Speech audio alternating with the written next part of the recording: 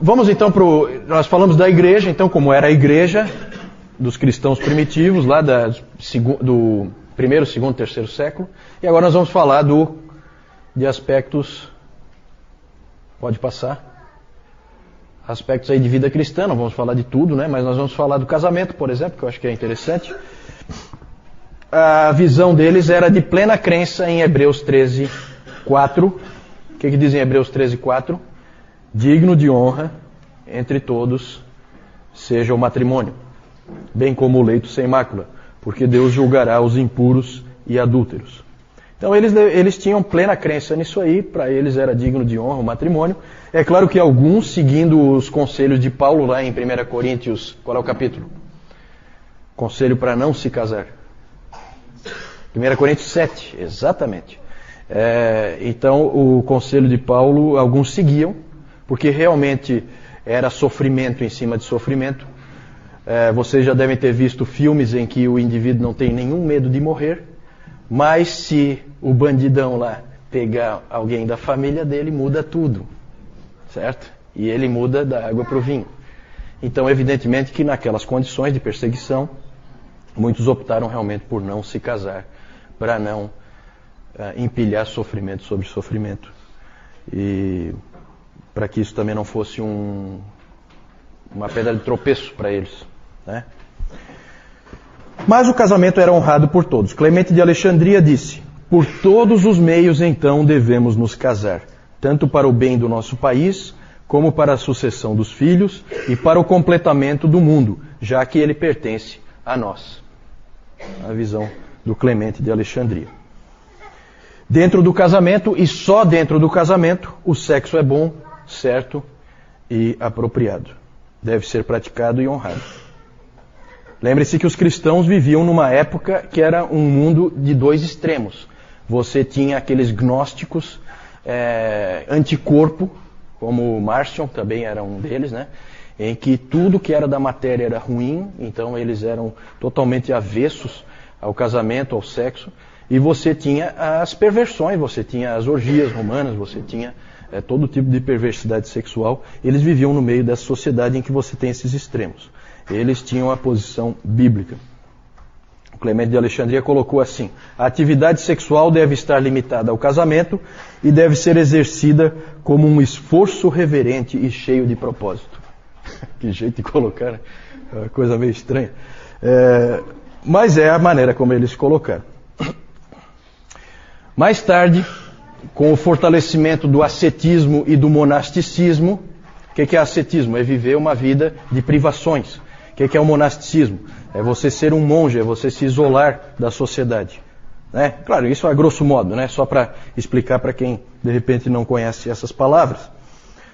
Com o fortalecimento desse pensamento, o pensamento do ascético e do celibato e do monasticismo, o celibato começou a ganhar força.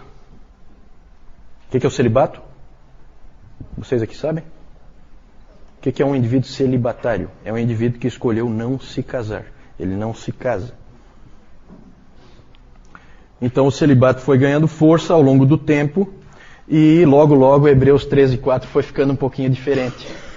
Em vez de ser digno de todos seja o matrimônio, digno de honra entre todos seja o matrimônio, bem como leito sem mácula, começou a ficar digno de honra entre todos seja o matrimônio, mas o celibato ainda mais. E depois de mais um tempo, já mudou de vez, né? Digno de honra entre todos seja o celibato e o matrimônio seja tolerado. É mais ou menos assim que ficou o pensamento, né, da igreja. Isso aí nós vamos ver que vai acontecer. Tá? Mas no início não, tá? No início a gente tinha uma visão bem boa, bem clara a respeito do casamento. Vamos falar próximo aí da sociedade. Eles tinham já essa tensão. O grande problema da vida do cristão em sociedade é a tensão dele com o mundo. Continua sendo um problema para nós também, pelo menos deveria ser, para muita gente já não é mais, né? Essa tensão entre o mundo, nós estamos no mundo, mas nós não somos do mundo. Essa tensão nós fomos colocados nela pelo nosso Senhor, não é? Ele pediu expressamente para o Pai que não nos tirasse do mundo, mas que nos livrasse do mal. Então a gente vive essa tensão. O Diogneto, ele diz o seguinte: nós pertencemos a este mundo, nós somos cidadãos deste mundo. Nós fazemos, dentro dos limites da nossa fé, todas as coisas que as outras pessoas fazem. E ao mesmo tempo, nós somos estrangeiros. Então é difícil, sempre isso aí traz dificuldades, traz problemas. Um aspecto interessante a respeito dos cristãos na sociedade é que eles eram pró-vida. E tem assim uns fatos bem interessantes que os cristãos, eles começaram a ser conhecidos por serem as pessoas que ajuntavam as crianças que eram jogadas fora. É interessante porque existe uma carta do ano 1 antes de Cristo, de um marido que tinha viajado. Ele mandou uma carta para a esposa. É uma carta de amor, uma carta romântica, em que ele fala palavras românticas para a esposa. E essa esposa dele estava grávida. E aí ele, num determinado momento, ele diz para ela o seguinte na carta: se for menino, fique com ele. Se for menina, jogue fora. É muito interessante porque essa era a cultura da época.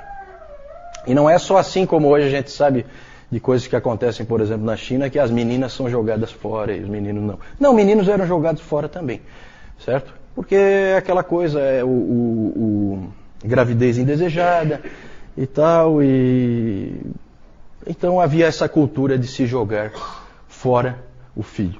É uma coisa horrível. E é interessante porque isso aí acabou sendo uma oportunidade de testemunho para os cristãos, porque aí quem é que ia lá juntar a criancinha? Os cristãos. Eles iam lá e adotavam então aquela criança, porque eles eram pró-vida desde o início. Eles eram também contra o aborto, que também era praticado. Só que o aborto era menos praticado do que jogar o filho fora. Por que será? Exatamente. É o risco. Certo? A criancinha pode morrer, né? Mas a mãe não, né? Essa é a ideia. A minha vida é mais importante que a do meu filho. Interessante esse tipo de pensamento. E os cristãos costumavam recolher as crianças e eram totalmente contra o aborto, que era praticado, mas era menos praticado. Eles tinham uma tremenda compaixão pelos necessitados. As coletas que havia, né, na igreja sempre havia coletas, e elas sempre eram para os necessitados, sempre eram para a caridade. Naquele tempo a igreja tinha pouco custo, como nós vimos, acho que fica claro isso, né? As igrejas eram nas casas e o pastor não era sustentado pela igreja. Ele era um homem, um profissional de algum tipo de profissão, né? Desde todo tipo de profissão você tinha presbíteros e bispos, que até é interessante porque no terceiro século nós temos registro de um bispo de Roma, bispo mesmo, o presbítero principal de Roma, era um sujeito chamado Calixto, que era um escravo. Vejam como a igreja era, desde o início, ela foi assim uma sociedade diferente das outras, em que um escravo poderia chegar ao posto mais alto dentro da igreja, porque não é questão de mérito pessoal, mérito mundano. É uma questão realmente de vida espiritual. Então eles cuidavam dos necessitados, cuidavam dos órfãos, cuidavam das viúvas, dos prisioneiros, dos necessitados.